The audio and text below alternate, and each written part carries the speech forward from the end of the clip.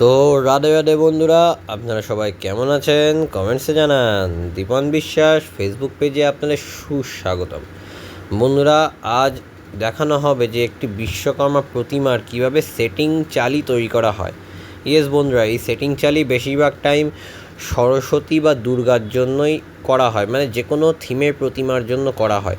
তো বন্ধুরা, এই সেটিং চালিটি খুব মাপযোগের একটি ব্যাপার থাকে এখানে, তাই সহজ পদ্ধতিতে দেখানো হবে।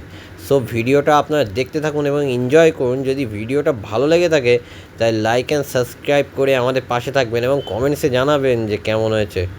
তো আবি কে লিয়ে টাটা।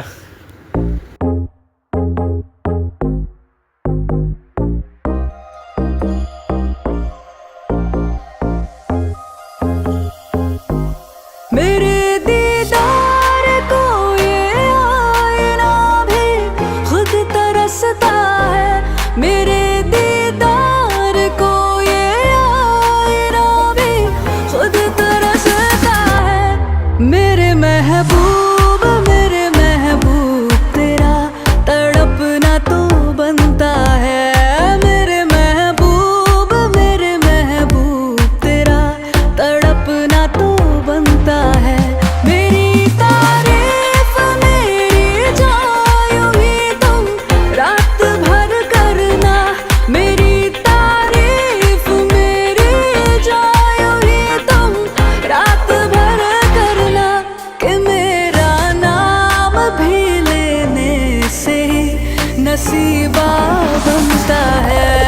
मेरे महबूब तेरा तड़पना तो बनता है।